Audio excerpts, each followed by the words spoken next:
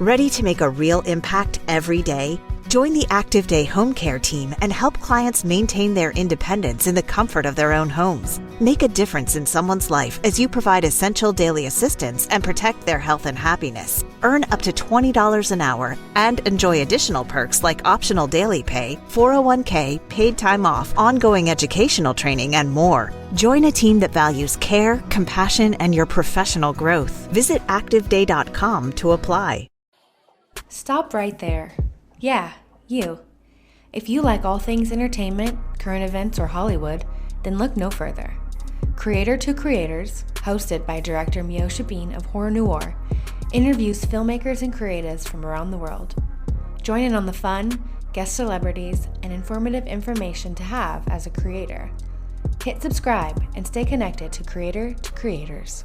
Hi guys, welcome to another episode of Creators to Creators today. Today we have a special guest. Art Camacho. Welcome to the show, my friend. Thank you so much. I really, I'm very blessed and thank you. Appreciate you for considering me to even talk to me. Come on.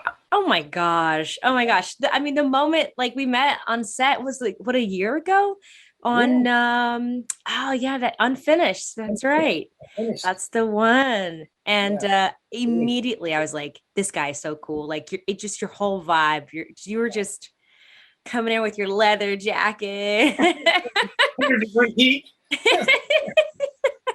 No, it was great. And I mean, I was just watching you and I loved what you were doing, the stunts on set. And it was just really awesome to see and witness, and to work with you. You're awesome.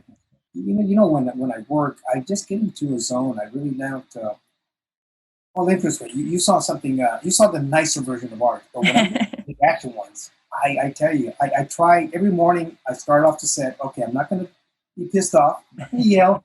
I'm really stay in the box, Art Camacho. That goes out the door in 2 minutes. Right. Punch it, put the camera here. Let's go. No, and it, I mean, fantastic work. I mean, it translated on film. It was really cool to see all the stunts and just what it looked like after when it was completed. So that's always fun. I like to start with every guest, going back to the beginning. Like, what was your childhood like, and kind of how you started to find your way into the film industry? But honestly, and this is, and the reason I reference the book is something very interesting is that, at least in martial arts or certain circles, people, fly me out, pay me appearance and all that stuff. And I give a lot of talks to people.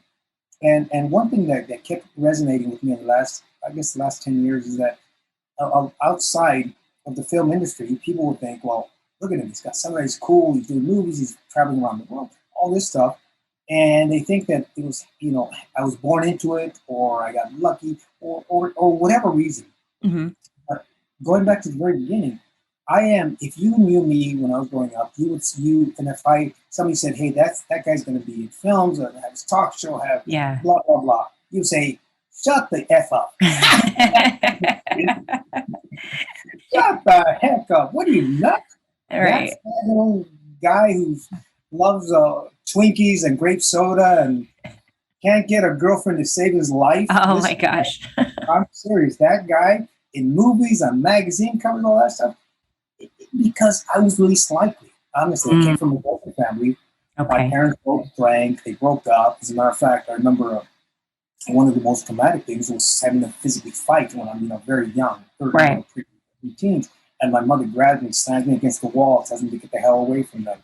And then at another point, walking into your mom's room while she's in bed with another guy, not your father. Wow. All that kind of stuff. Just and then again, when they finally divorced, basically, I had like 6, 7 brothers and sisters, and she took them all and left me. Wow. And said, you know what? Stay with your dad. He needs you. I said, but Mom, I'm a mama's boy. I want to go with you, Mom. Yeah. That's your way. So all that came into play. And I say it, but it's not a bad thing, to be honest with you. It sounds bad. Mm-hmm. But that's what formed me. Because shortly thereafter, I got picked on, bullied. All the traumatic experience. I got 2 choices: either blow my brains out or do something about it. Right. And it took me a while because when I was like 15, 16, 5 gangbangers beat the crap out of me. I got Oh, another wow. stitches everywhere. And I was traumatized for like 3 weeks. I did not want to leave my house. I was so scared. Yeah. But during that period of time, I saw my first Bruce Lee movie. And sitting there in the theater, and that's another story altogether, but sitting in the theater watching Bruce Lee move on screen, I was so mesmerized. I said, wow. I could not get enough. I sat through 2 screenings. I kept going every weekend when I saved my allowance from my dad gave me some money. I spend it on watching Bruce Lee movies. Go to the swap meets every weekend, saving a couple bucks so I could buy the next Bruce Lee poster. Became so obsessed. And then that being bullied and Bruce Lee, that was the perfect storm. Then that fear initially turned into rage. And I started martial arts, started training my body and mind for one goal. It was to find these guys to beat the crap out of me and just beat the crap out of them. Right. And that was the only goal initially when I started martial arts. It was just, you know what, let's take care of business. And then the evolution came. And then that eventually led to films and, And stuff then like that. But the rest was history. But seriously, I'm like you, everybody. I dropped out of school. I say this more and more sarcastically than facetiously, because I don't have to know. I don't even operate. I don't even know how to turn on the camera. That's how ignorant I am. But yet, I've directed 20 features, hundreds of commercials, produced, directed, written, and I just taught myself everything. I love that. I was very lucky. I never had education. I never had anything. That's amazing. And just doing it, just jumping in. And that's the thing. I'm very sensitive, but here's the thing. I'll get my butt kicked. I cry, wipe the boogers from my face, then get back up. It's like, come on, bring it on. Definitely. I love that like resilience that you have. Like you're never gonna fold. And I think that's what it takes when, I think that's the difference compared to people now. I think success or achievement now is looked different. It's like that microwave. It's like, I just want it now. We're in a society where it's like, I don't want to do the hard work anymore. I don't want to do but that's what shapes you, to who you are now. So That's amazing. As a human being. Yeah. That's how I value people. I see a lot of people that are talented, but talent means nothing.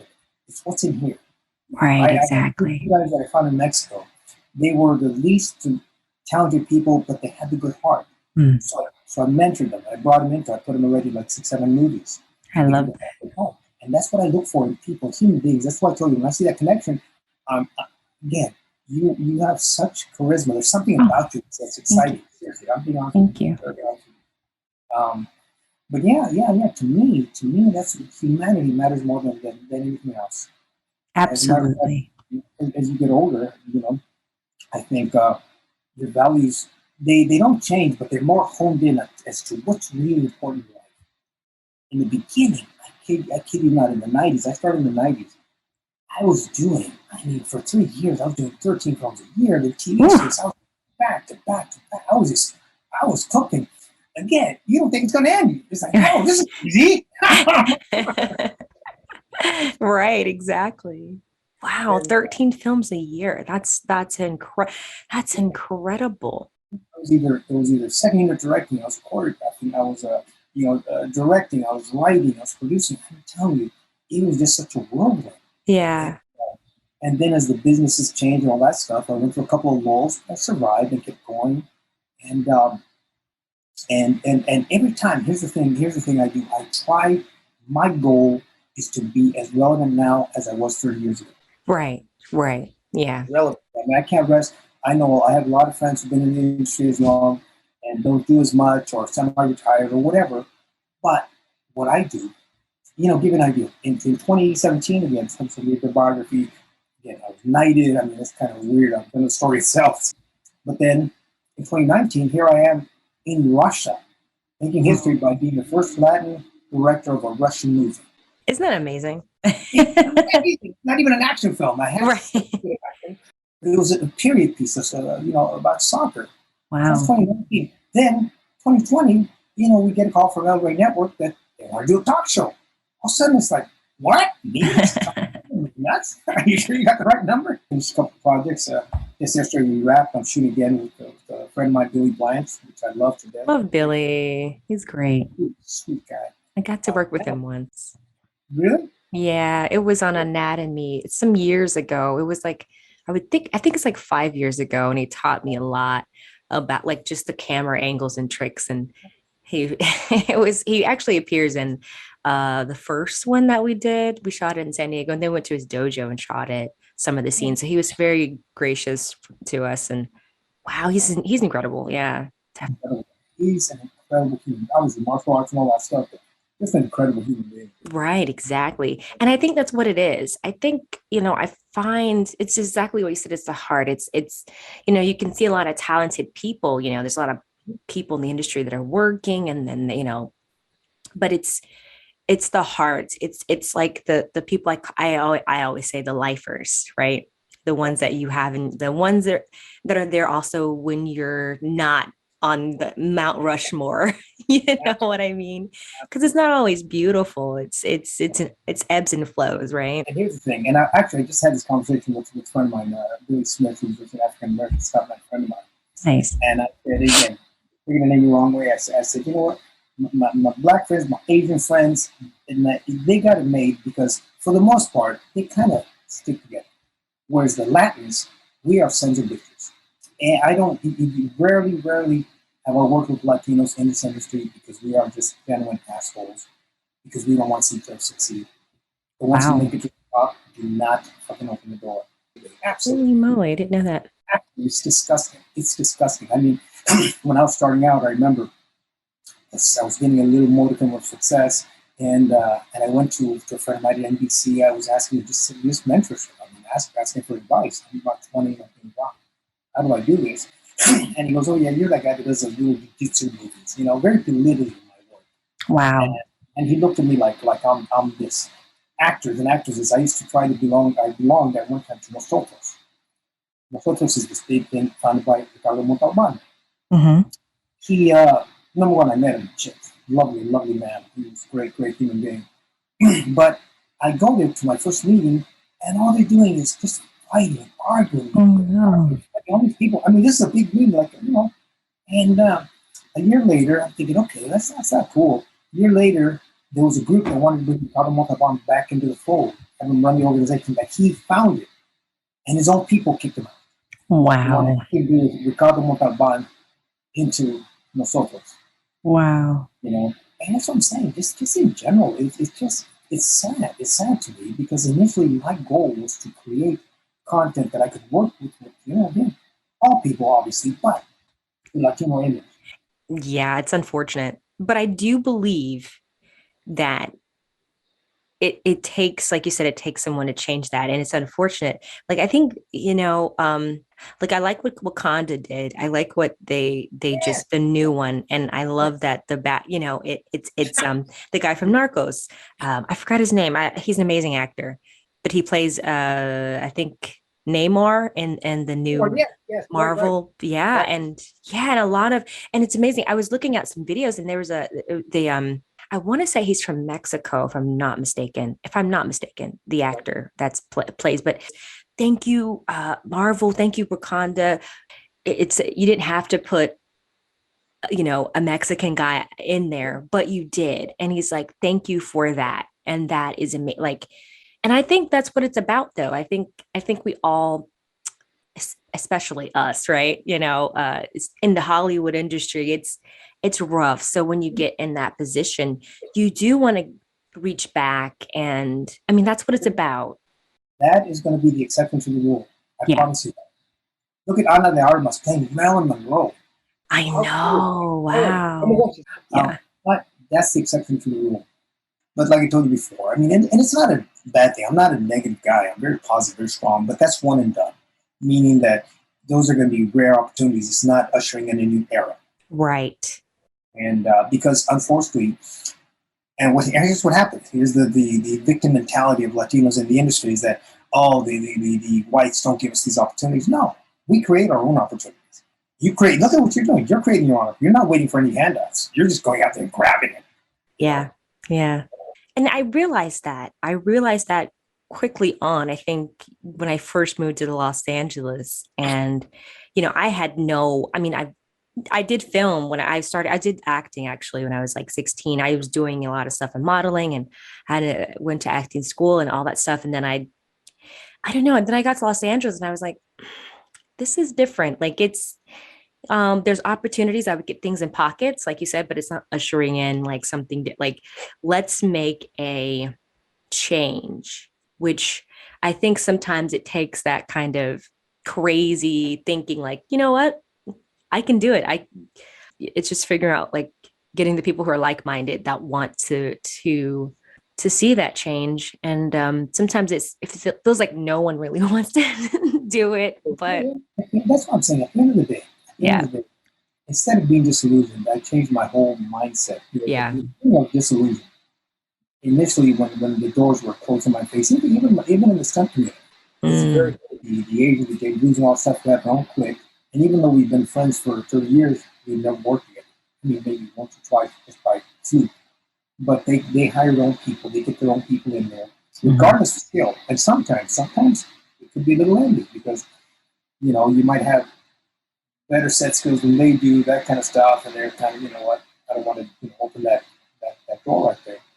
But regardless, that shows you that'll show you how much you really want it, how bad you want it.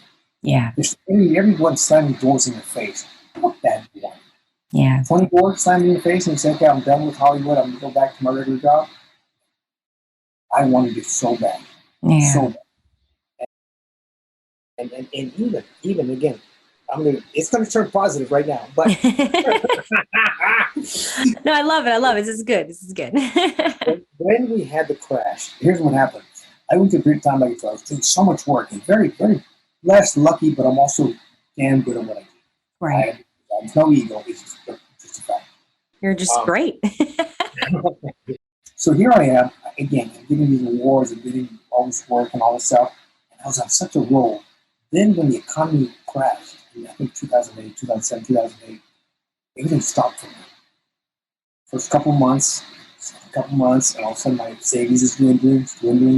I'm not working. I'm not getting work. I'm making calls. I'm hustling. I'm trying to get work. So it was down in the dumps, and I had kids to support. So I'm thinking, okay, I had a good run, 20-some years, almost 30 years, so I'm done. So I had to get a regular job. I literally had to get a regular job.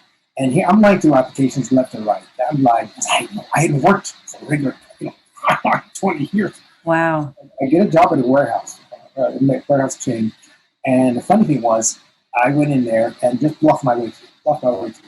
So here I am. My first duty was cashier. And I was like slow because everything's so wide. I didn't know what the hell I was doing. So then they said, okay, well, he's not too good at that. Let's put him in the lumber department. So I'm in the lumber department, and these warehouses, I'm picking up lumber for people, putting things away, sweeping, mopping. And my mentality was, at first I was a little bit big enough thinking, this is Art Camacho, overhead director, here I am having to do this, right? So here I am, but then I took it as an acting role. So every morning I felt, you remember the Flintstones cartoons? Oh yeah. Yeah. You remember when he walks out, he puts the thing, every morning, I'd never in my life, I can't remember the last time I clock in, but I had to clock in. I said, it was kind of cool. It was so fucking cool. It's like, it was so, I started changing my mindset. And I'm serious, at that point, it was, that was probably a month or two, about a month into it. I thought this is going to be my future. I did the best I could in movies. Now I'm going to be lumber boy. I'm going to be, Howard, red vest on and, a name tag. And unfortunately, somebody said, hey, you're kind of familiar. I go, no. Just a little bit, I'm fine. I'm trying to sweep, And so, long story short, they found out what I did, and somebody started Googling the name. And so they found out, a lot of stuff. And the manager, he did not like me in the least way. Oh, wow. He did not like me. To the point where, you have an idea how much disrespect you have for me is that you and I are standing right next to each other, and there's a piece of trash, and she's talking, she stops, pick that up. Wow. So, again, I'm lumber boy. The next day, she says, Art, go clean the bathroom. So I said, okay, no problem.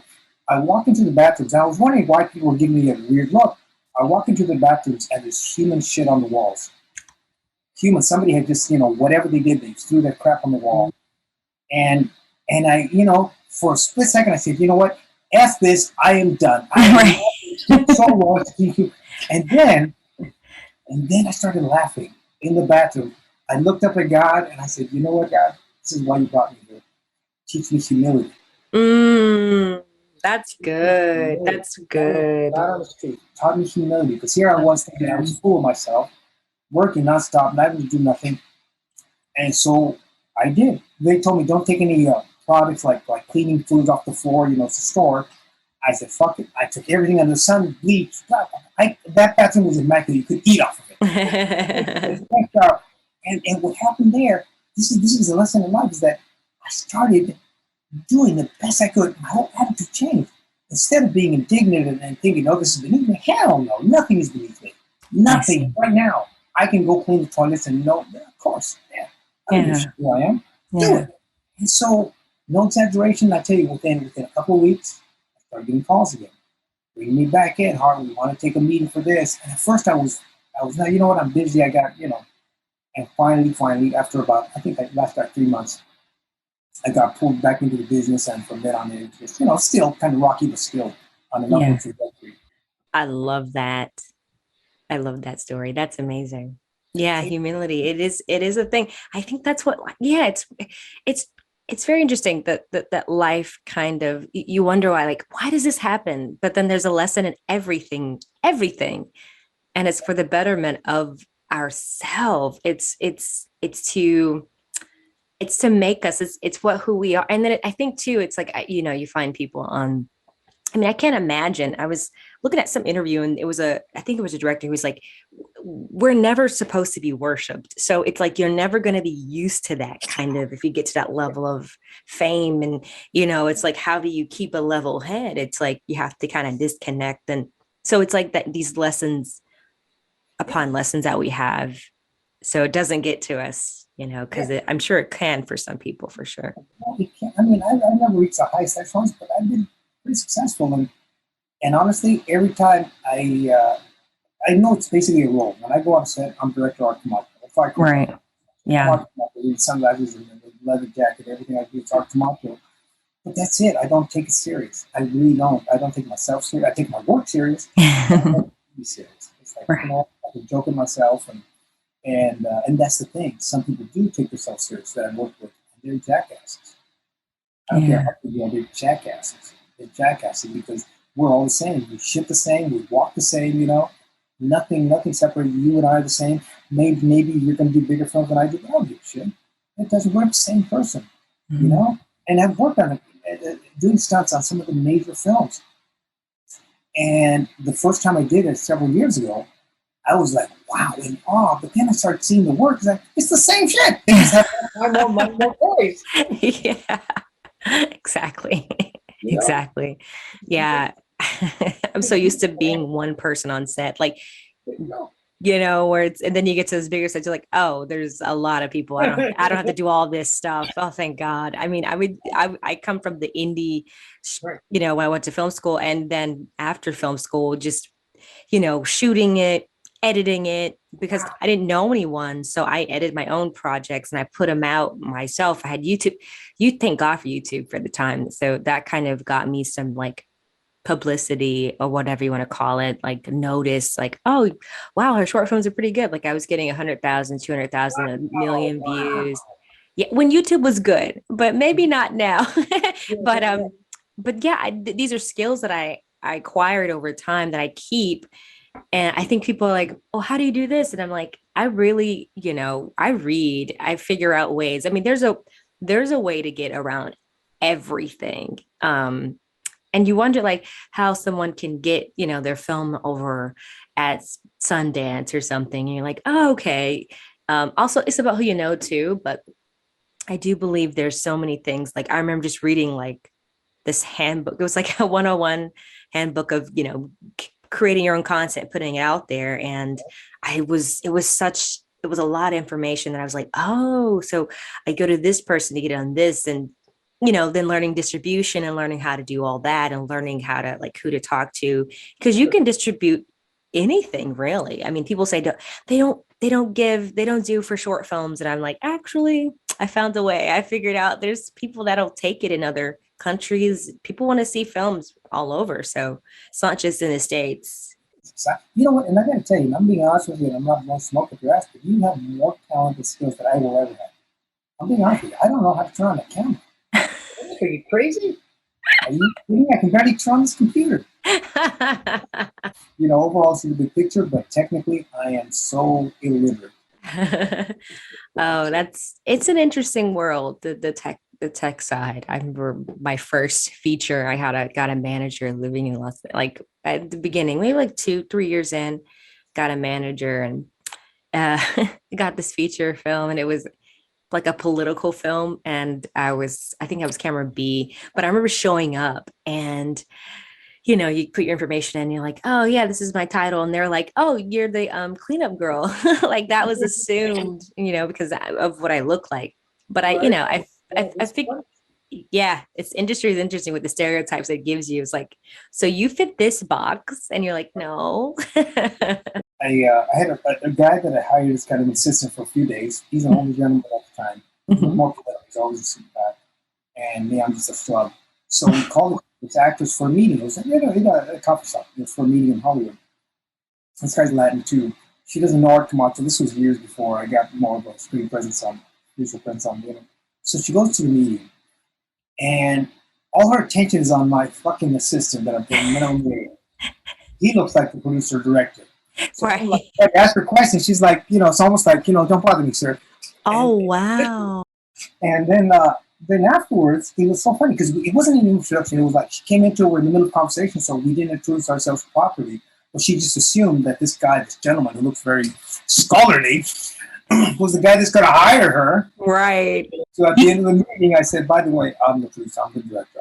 I bet she was like, oh, yeah. Then she was, okay. Then she turned her attention to me. It's like, get the fuck out of here.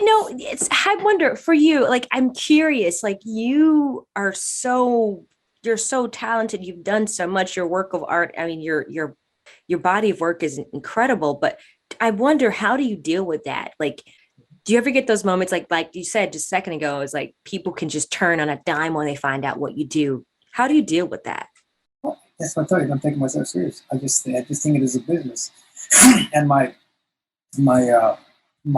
there's 2 rules that I have. And it took me a while to really take them to heart, is that number one, if you're not going to help me pay my mortgage, or if you're not going to make my life richer, get the fuck away from me. Right. One of my pay my mortgage is our business end. If I have to deal with you, I'll deal with you. Right. I'll deal with you. But I come in, like I told you, I'm very humble. Like these producers I'm dealing with, very humble. And as long as we respect each other, but once that line gets crossed, then it's like, okay, now it's on. Right. Then I'm very, very combative. And I walked away from projects. I just turned down the film because this actress, producer, I won't mention her name, she met me at a couple of functions. She says, hey, Art, I think I want to go next level. She's done these $100,000 films. She was going to raise $200,000-300,000. She wants me to direct. I said, great. I saw she had some potential as an actress. She's already at that age where she's going to do something now, or for leading roles. Gotcha. And she's kind of chubby, very, very attractive. She's Latina, so full body. But I said, look, number one, I'm being straight up with you. I mean, I love you. I think you're great looking and all that stuff. But on film, you need to rock someone. Yeah. Because you need to really, look at what you're going against. And because I'm very dispassionate. I mean, when I'm in my social life, that's something different. But in my work, I'm very dispassionate, very, very professional and business-like. Where a lot of guys at this event were all over this woman, and I'm like, okay, or you're evil, but you know what? I'm not here for that. Right. This is business. I'm here to do business. So, right. Long story short, is that we agreed on principle what we're going to do, and I knew it was going to be low budget, so I said, I'll help you out. Long story short, she starts talking to me, and her tone changes, almost like as if I'm working for her. I'm a minimum employee. And I said, slow down. No effing way. I'm going to do your film. I mean, I came in as a favor because a friend introduced you and all this stuff. But there's no way in hell, even if you paid me my rate, I don't give a appreciate who you are.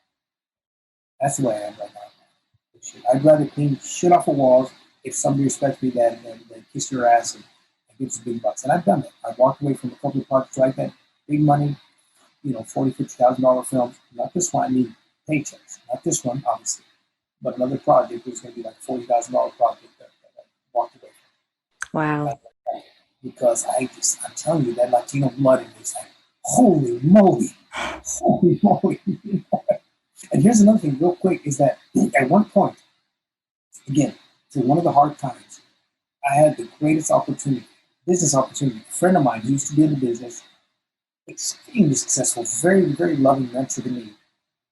He saw that I was going through some hard times, and he's always, Art, let me hire you for something. No. I'm not into that. He said, but he wanted to set me up. He was going to put $500,000 up to set me up with the business. Nice. He says, well, do Art, and what I'll do is I'll put you on a salary right now, minimal salary of $10,000 a month, put you into this business, I'll invest $500,000, and we'll split it 50-50. The only catch is I need you full time. I need to devote all your time to this business, and then I'm going to open different stores. So we're going to open a chain of restaurants. Mm. And he was going to invest $500,000 and maybe $10,000 a month to start off with. And I thought about it. I was like, guaranteed money, $100,000, $120,000 a year, guaranteed. There's no risk. But then I really, really thought, what is in my heart? This is the sure deal. This is sure money. This is not. This is your passion. This is your dream. This is not. This is $120,000 a year. This is your passion. You're not getting $50 a year. Very true. Very true. So after I cried for several hours, I said, you stupid Camacho. No, but I understand what you mean. I get that. I've walked away from offers, many of offers that were very nice and what could have definitely changed my life, but it was just something I wasn't willing to compromise, I guess you can say. Things I wasn't willing to compromise about myself and how I come in like thinking, because I know how that business can somehow desensitize you over the like how the longer you stay in it gets kind of crazy. It's like pretty wild, the things that I've seen, starting doing music videos and then just moving into films. Music videos is a different world because you're with all the rappers and that fast-paced lifestyle, and you're just like, geez, what is this? But getting away from that, I'm like, no, I think I'm good over here. I want to keep my sanity, because it's a lot of people in the industry that are, I don't know, it's not a healthy one sometimes. If you have to definitely kind of separate the two. Like, you are you and the industry is the industry, but somehow some people kind of morph the two into one, and it's like they kind of lose their own identity in it, and it's like, here's the thing. Here's what I noticed when that happens. It's like, and this is the question I ask everybody, specifically martial arts guys and martial artists. They come to the industry, they're badass martial artists, and the first thing I tell them is that, no one, you ain't shit, brother. If you ain't Bruce Lee and you ain't filling theater seats, you ain't shit.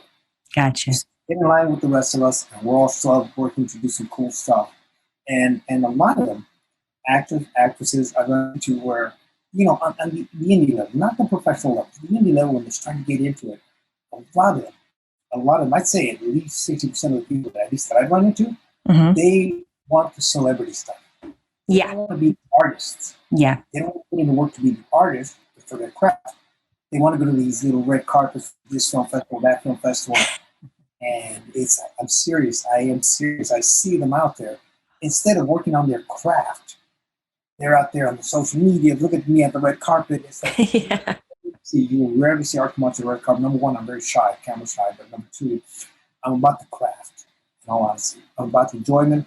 And if you follow me, every time I post something, there's a message to me. There's a message about living the dream, about working towards something, and how blessed I am, because, like I told you, get rid of the negative side, the positive side.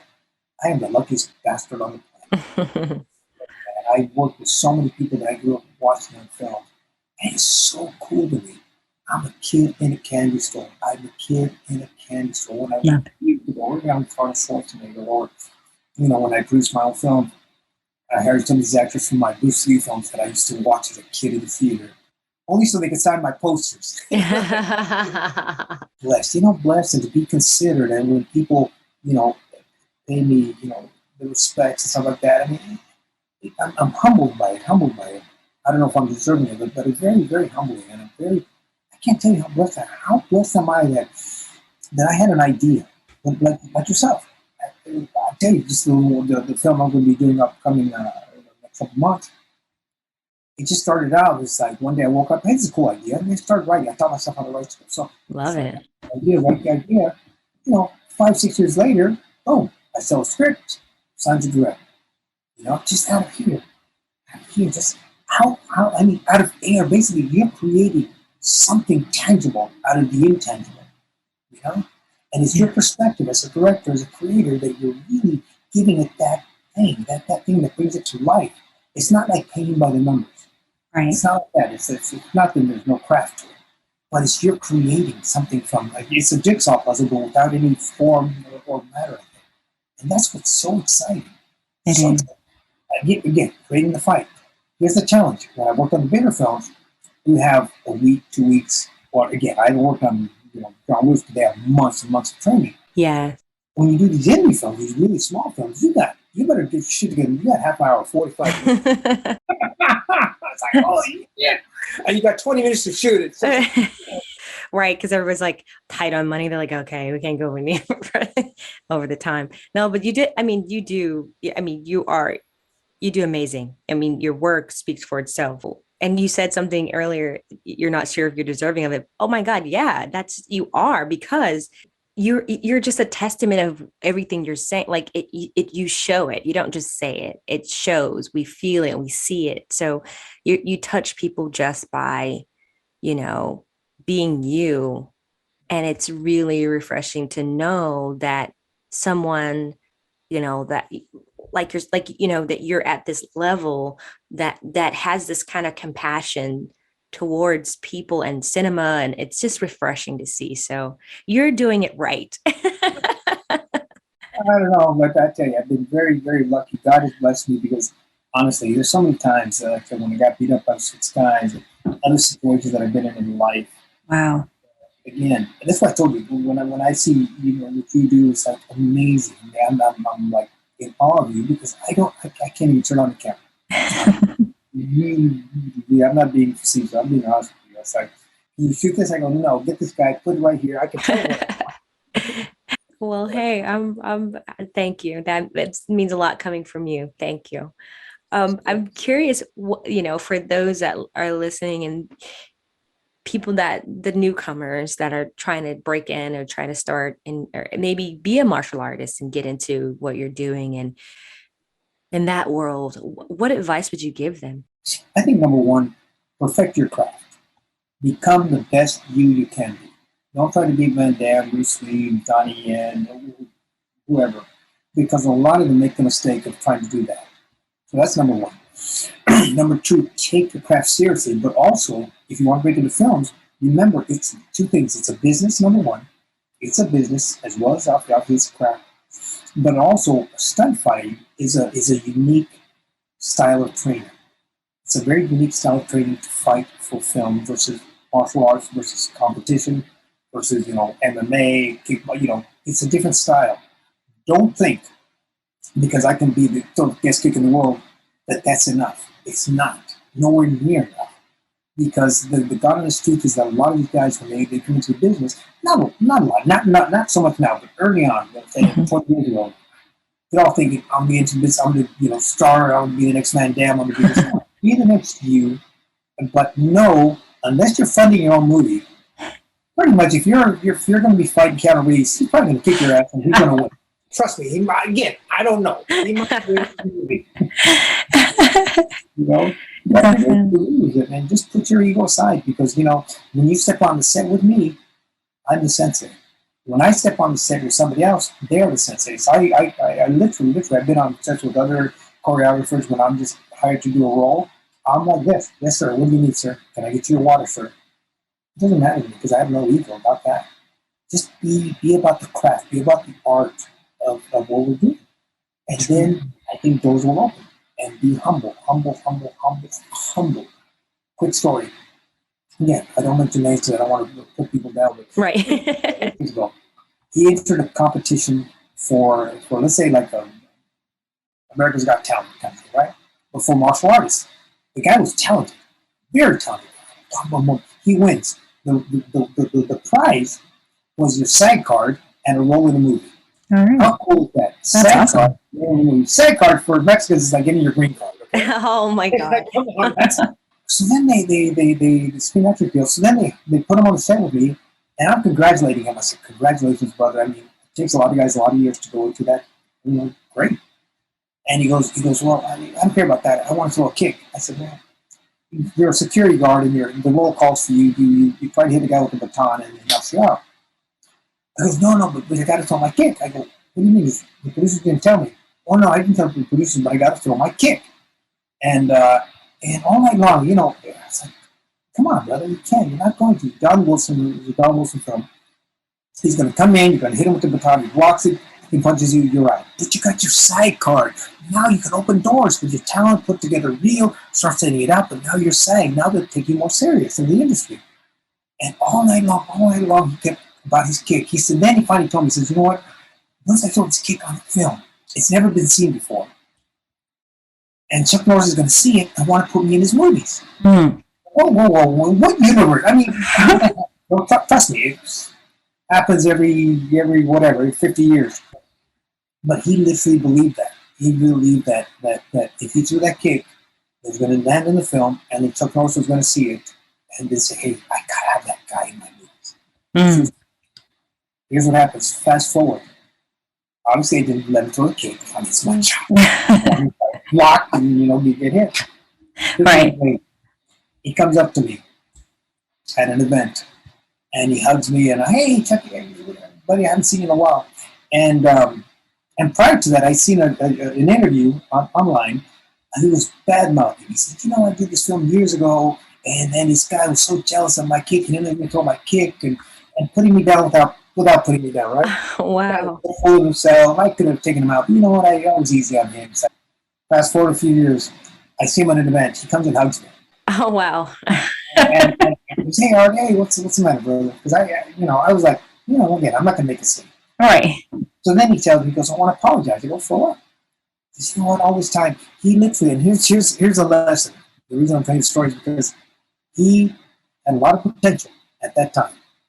But because of that moment in time that he felt that he was a victim of me or of circumstances, he literally didn't do nothing in the film industry. He had a SAG card, didn't do one. I'm telling you, one film, not one movie, Wow. not one thing. And he always blamed me. He always resented. He carried this on for 15 years. Ooh. Carried Wow. that grudge that I cost him his career. He convinced Wow. somebody. It was that one film. It was his only opportunity. But that's what I'm saying. Sometimes people. That's why I tell you the victimization. Yeah. I can tell you stories about some of my friends in the industry who do the big films. I started their careers. I'm telling you, I literally, when I say started their careers, I found them at a karate studio. I trained them for films. I put them in 15 films, introduced them to different producers. Right. They had the talent, so they went out to do big films. And then years later, when I needed something, they wouldn't even return my call. Wow. I could tell you, I have half a dozen stories like that. The guys have done the marble and all this stuff. And when I needed some work, it's like, who are you again? Hey, I'll buy you a coffee. I'll take you out to lunch. How's that? Like, seriously, that's the industry. Yeah. That's What? the industry. Yeah, but you know what? It don't matter. It don't matter. And the reason I'm saying this is because God has given me so many other blessings in so many other ways. At first, to be honest with you, I really believed. I thought, you know what? I want to do big films. I want to studio. And then when it's not happening, you get disillusioned. Yeah. And I start realizing, shut the F up. How lucky are you? You're directing, you're choreographing, you're working in films, Art Camacho. Shut You're the right. How many people, outside, again, in the industry, again, a lot of our associates work in the films, but, Mm-hmm. I live out here in the suburbs in Los Angeles, Orange County, and nobody works in films. It's all like, different, like a normal life. Mm-hmm. So you see people that have to go in, clock in, do the Flintstones thing, clock in, Right. and I have to work hourly and have to report to this. And here I am. Obviously, when I work crazy hours. But, but it's like, wow, wow, wow. How cool is that? And be in a position right now where I'm not rich, but I don't have to work. Literally, I can choose. I can choose what I need to do, what I want to. That's great. You know? But again, God put me in my determination and my attitude, everything else. And again, I'm good at what I do. I work on my craft. I am a junkie for movies, for TV. I watch. As a matter of fact, I just bought the Master Series class. So I'm looking at Ron Howard directing. I'm looking at Scorsese. I'm always a sponge. I want to learn. Right. Yeah. Yeah. I love that. I mean, I think that's the key is to stay constantly learning. I mean, you can never get to a point where like, well, I'm done, because essentially it means you're not growing anymore. And that's horrible. Let me ask you, what's your goal? My goal? That's a good question. Well, I think my goal is to to change it in some way, leave a mark somehow, to show and not just, I mean, women in particularly, I love vouching for the women, but in anyone, obviously, particularly, African-American girls who don't think they could do what I'm doing. Like, oh, I want to do film, but I don't know.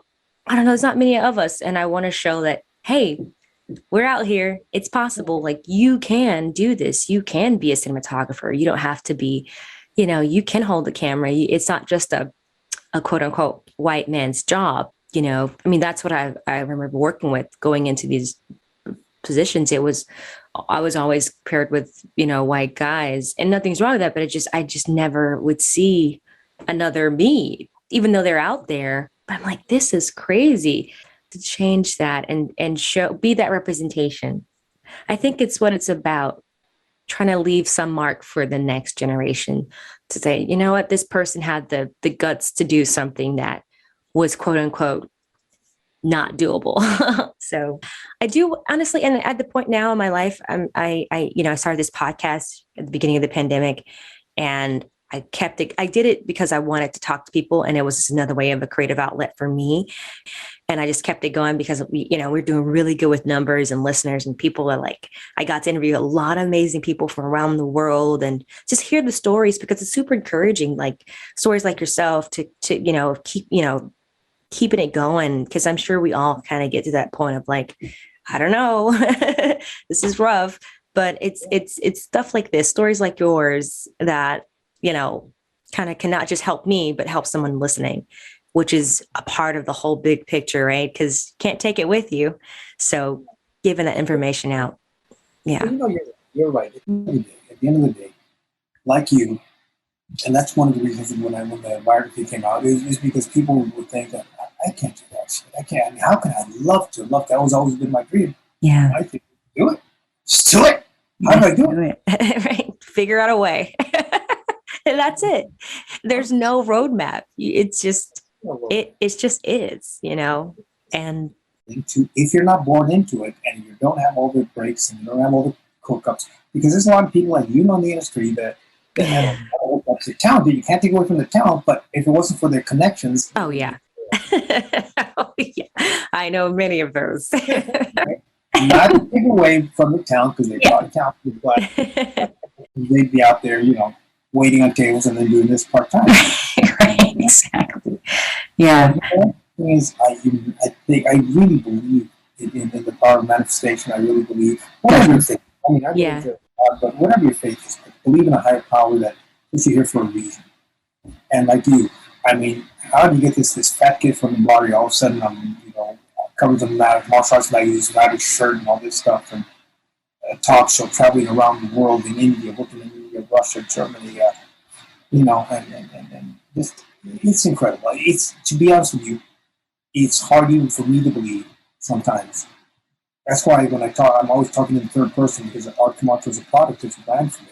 It's not me. I'm just a little slug who's just lucky, and when the full film says, "How cool is this?" I love that. This was such a informative conversation, and just such a breath of fresh air. Thank you so much for this conversation. It was amazing. Where can people find you on social media?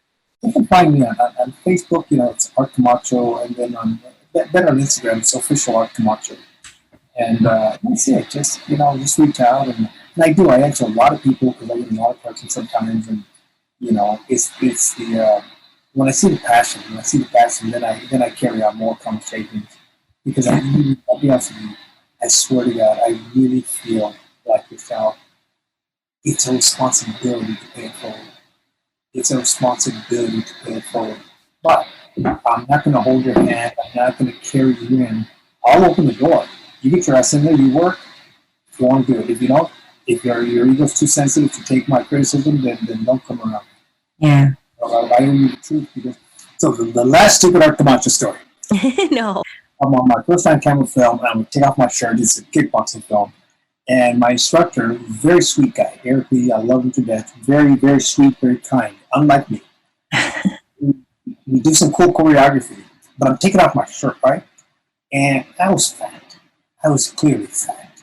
But nobody told me. They just said, they assumed it was okay with me. I see the film, I cringe. Oh no. Nobody told me that I was fat. They were trying to be nice, right? So me, I'd rather you chew me out. I'd rather you be mean, harass, and get hurt for a few minutes, but film is forever. This was in 1990 or 91. That film to this day still lives somewhere, and I want to work out his shirt. And it's disgusting to me personally. I'd rather, if I ever work for you, if I'm out of shape, tell me, Art, keep your shirt on. I got a jacket for you, a bigger jacket for you. Oh my gosh. That's so funny. Not letting me out without giving my best. You know what I'm saying? Really, Right.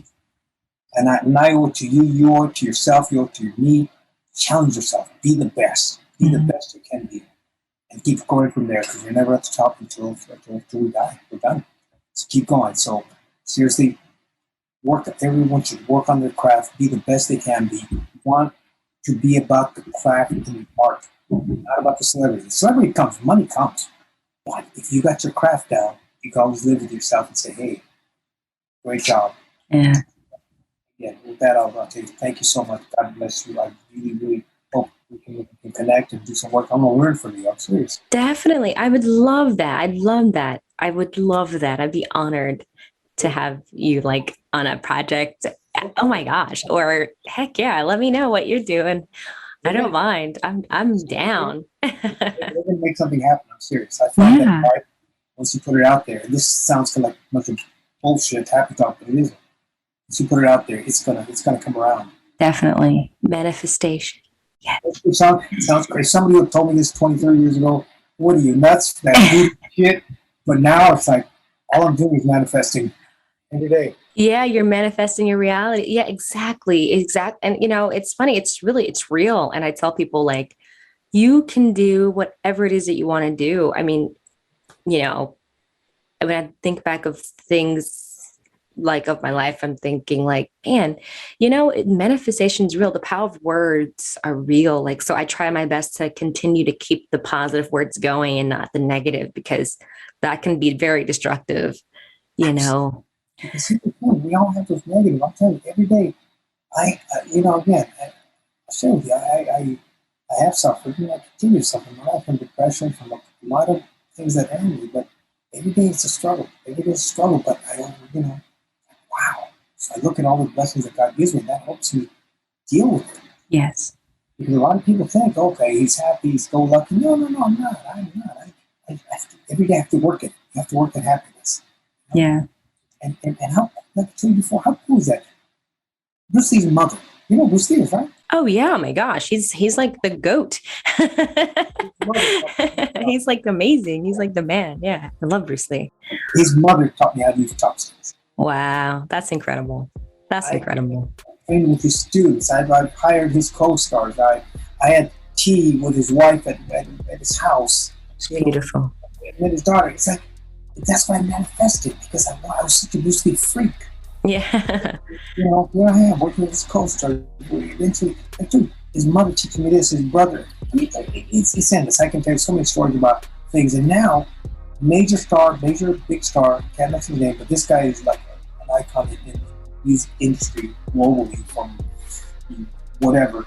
All of a sudden, I reconnected, like not reconnected, but I connected with him indirectly, and now there's possibility some of these people associated with him can score some of my movies. All right. So this is a major big star right now. Literally big star in this. I'm talking about relevant right now that has hits right now, and it's just crazy. It happened a few days ago. Wow! Congratulations. That's amazing. That's incredible. You never know. It's got to manifest it. So. Like, whoa. You're like, okay, God, I said I wanted this, but you go, whoa. That's amazing. So God willing, we're going to do it, then let's make it happen. That's it. That's it. Make it happen. Yes. And live the dream. Yes. Live the dream. I got that phrase from, I don't know if you remember, there was a thing called Jesus Christ Superstar. You ever remember that? Oh, yeah. Yeah, wow.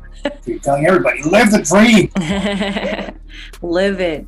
Yeah, just don't dream it, because how long do you dream for? Until you gotta make that reality. Absolutely. That's why I say, live. Don't. Live it. I'm living the dream right now. And even being here, I'm being honest with you, not bullshit. I'm just honored that you're talking to me. I'm being honest. Oh my gosh, of course. Are you kidding? I've been wanting you on this show, but you're a busy man. But I'm so glad that you took the time for me to talk to the listeners. I think they're going to really enjoy this. And I mean, I enjoyed it. So I thank you for blessing me with your amazing story. It was just, it was beautiful. Thank you. And thank you all for listening. And always remember to live, love, laugh,